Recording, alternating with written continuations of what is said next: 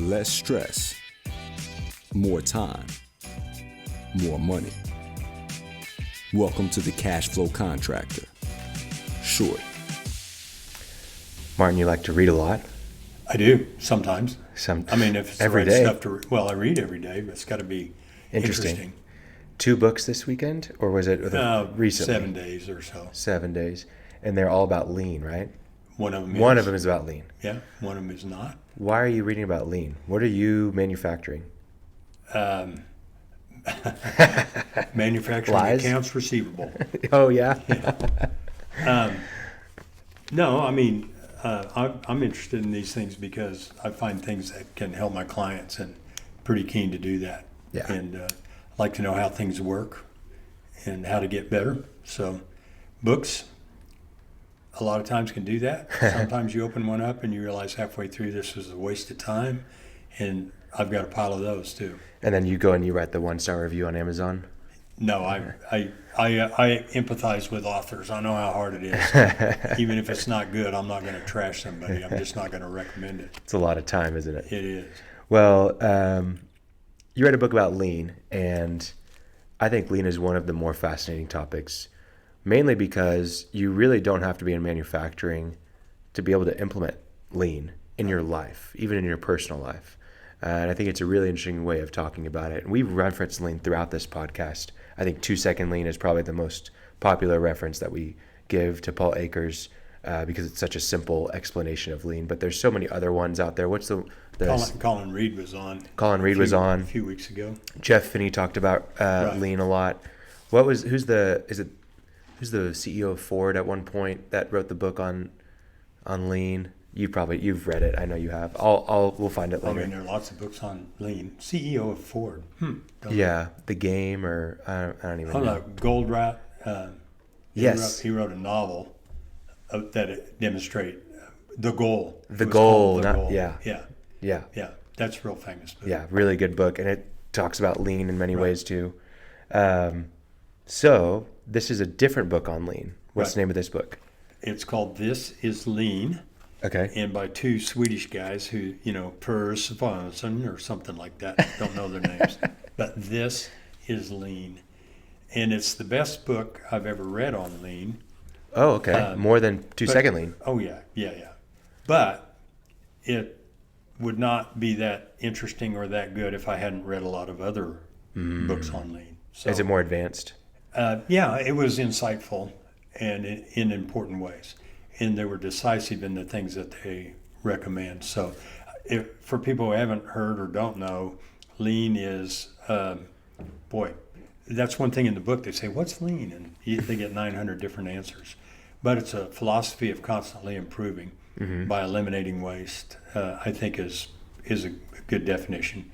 Most people associate it with manufacturing because Toyota did not invent lean, but lean is a name that applied to what Toyota does in their manufacturing processes. And so lean has kind of come to be the name, and the origin really was Toyota, where we're trying to eliminate waste. Yeah. And it's not the point of this podcast. We did one with Colin Reed in which we talk about what the kinds of wastes are, weighting and excess inventory and defects and not utilizing people and so on. But this book was really insightful at kind of a higher level. Yeah. And so there's a couple things that we want to talk about. Let's assume that people have listened to the episode with Colin Reed. They've listened to some of our other episodes on lean, and they understand the concept well, kind of like you did before you read this book. Flow efficiency and resource efficiency, what are they and how are they different? Well, that's one of the main things these guys do is lean is trying to become efficient, getting more for less, right? More from less, or at least more from the same, or the same from less. But anyway, getting that ratio better. And one of the things these 2 guys did in this book is they define 2 types of efficiency. And one is resource efficiency, and the other is flow efficiency. And those sound a little bit philosophical, and maybe they are, but they're really important. And so the distinction between those two is resource efficiency is, I'll give some examples. Let's say you're a manufacturer and you have a really expensive machine. You bought a CNC machine and you want to keep it running. So you keep it stacked up because it's the most expensive piece of equipment in your whole operation, and you should run it. Or you have a paint booth, which costs a lot of money, and you keep that running. It applies.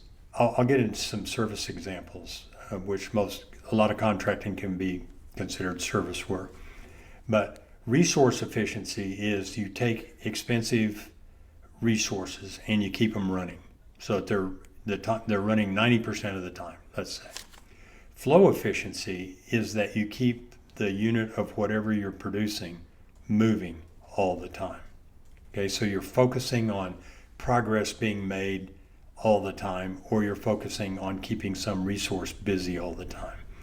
And so that's the first thing they did, was they defined the difference between resource efficiency and flow efficiency, which is really obvious once somebody's defined it for you. Yeah, it's one of those things that you didn't necessarily think about it that way. It makes sense, right. But it took a lot of thinking and processing really to get insightful. it down. That's why I say it's such an important book. So what's the difference? Well, I said what the difference is. You would like, obviously, to do both all the time and be 100% efficient in the use of your resources and in the flow of your. Well, let me jump back and use an example they used in the book, which isn't exactly contracting, but it's a great example. They describe a woman who had a medical problem, and she called her doctor, and her doctor set an appointment for 2 weeks later to come in, does an initial exam and says you need to get an MRI. So he creates an appointment for an MRI, which is 2 weeks later. She goes and gets the MRI. A week later, she goes back to the doctor for the results. He said, we need to do a biopsy. So he sets an appointment at a clinic, at a place where you do biopsies, or sent one out. And then 2 weeks after that, come back and get the results. And literally in the book, that was a 42-day process, which, as you can imagine, because this obviously was a cancer deal, that'd just be agony for that woman. And they compared it with another clinic that has one stop. She goes in, she gets assessed, they do the MRI there, they do the biopsy there, they send it to, they make it sound like it happens in like 8 hours. Okay. Wow. The first one is resource efficient. They want to make sure these high special doctors are busy all the time, so they make a silo, if you will, of doctors and make sure he's always got patients, or he or she's always got patients. Then they send it off to another resource, which is an expensive MRI machine, and they make sure that MRI is working all the time. So they have set appointments. You got to wait 2 weeks. It's full. We go to that. Then they have to go back and being efficient at the doctor again. Then they take a biopsy and they send it to a lab, and the lab's trying to keep busy all the time. And as a result, they were very resource efficient at all those stages, which were having to be different organizations. They weren't all the same person or same company owned them all. But it took 42 days. Yeah. In the second, they had somebody who was flow efficient.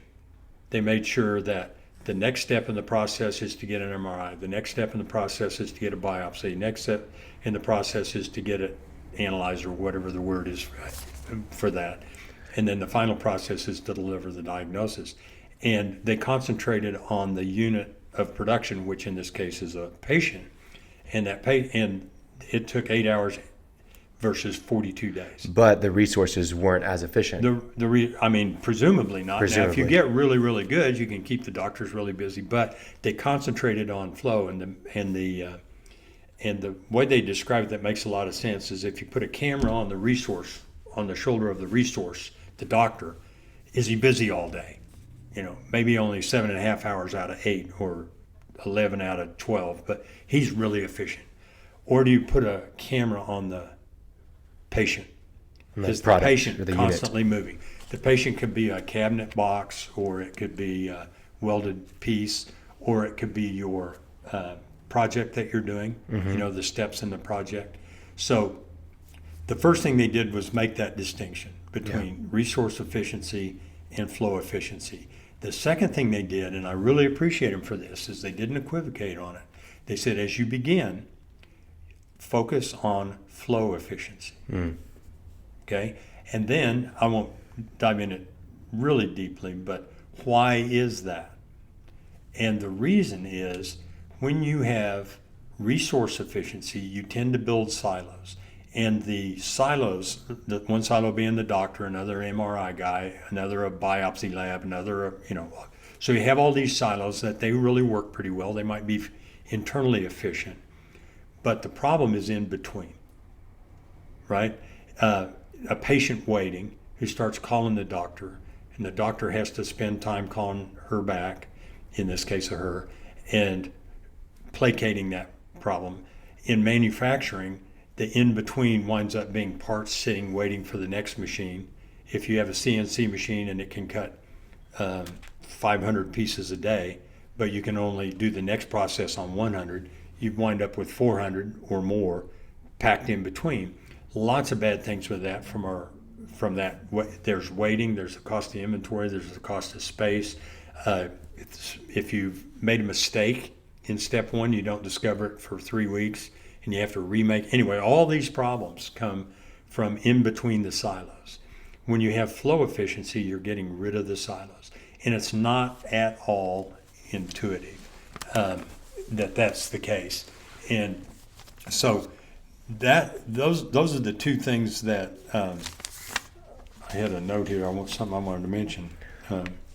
There's flow efficiency, resource efficiency, and choosing between the two. No. You have to start with the flow efficiency or else you create silos. Right. Well, we're talking about flow efficiency. How does it apply to other than a medical patient? That's a pretty easy example. But the one example I had talked about with a paint booth, I have painting or finishing in manufacturing is a perpetual PIA, right? It's better than it used to be with paint chemicals and so on, but it's terrible. You got to finish it, you got to let it dry, you got to sand it, run it through again. Anyway, it's a terrible bottleneck. Well, I have a client that this is the problem. They run through a batch, we'll just call it a batch, that is designed to optimize the paint booth efficiency, not have to change colors, running through, just running through the process, this big batch, because it makes the paint booth efficient. In the meantime, the parts or the components that are waiting for what's being painted are sitting there, right? So this is one approach, but batch size, it's possible to design the batches that go through the paint booth in a size that matches the ability to build the other components and then put them together, so that something is continuously, if you want to think about it that way, moving off the line. Yeah. I have a builder. We're working diligently to reduce build times because a huge outsized impact build times have on profitability.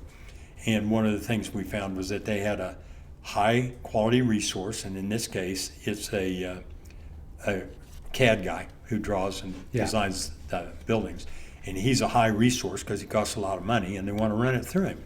Well, we were coming up with all these delays because things stopped because he didn't have the drawings completed. Okay? Well, they're reluctant to add somebody because, well, he's our top quality guy. He's our resource, and we want to utilize him. But everything else stopped. If you're flow efficient, you'll say, I may have to spend more money, get him an intern, which is what actually happened, but we're going to get this done because we want the product, in this case a house, to be constantly in motion, not waiting for somebody, so that we can be real efficient in utilization. Interesting. Go ahead. Well, I think this is a topic that, there's probably several examples, and hopefully people that are listening are thinking of the ways that they can be more efficient in their business, whether it's with a specific resource and they've had that mindset that's created silos for them or created roadblocks, bottlenecks, or in just their flow of things, whether they're working with clients, whether they're working with a product, whether they're working with customers, projects, whatever it is, and they're seeing the opportunities for efficiency and seeing honestly where they may not be as efficient and where they can improve. I'll give you a short example. Happened pretty recently. A lot of contractors rent machines, whether it's tree trimming or pool digging or a 70,000 pound track hoe or something like that. Well, they've got two projects that are both going to need it, so they just wait until both are ready and then go rent the machine, right? Well, that's resource efficiency because you rented the machine for 1 week and you might as well use it on 2 jobs. Sometimes that might be the right Decision. action, Yeah. but things are stopped because you're trying to be resource efficient rather than flow efficient. And you're meanwhile paying the labor for all your employees. And if it rains because Yep. you missed that day, you're completely stuck. And so a lot of the things when you're trying to be resource efficient, it isn't even like the cost of the machine or the cost of hiring an intern to help that draftsman. It is what I just said. It rains, and all of a sudden what you thought was going to be a couple of days winds up being a month. Yep. Right? And so that was the main thing. I encourage people to get this book. The principles of resource and flow efficiency are easy to see and conceptualize in manufacturing because you can actually see if something is flowing. You can, if your plant's designed right, you can look across the plant. Maybe you're the first step and you're looking on the end. If you push one onto the massive line, one pops off the other end. It's not so easy in contracting, but it's worth spending the time to try to figure it out. Yeah, absolutely. Well, name of the book again? It's called This Is Lean by 2 Swedish guys. Okay. That's not what it says on the book, but that's who they are. So, all right. Well, thanks for sharing about the book, sure. And I hope that people find this useful and maybe check it out and definitely get into lean. Thanks for listening to The Cashflow Contractor. Check out our website in the show notes or visit thecashflowcontractor.com.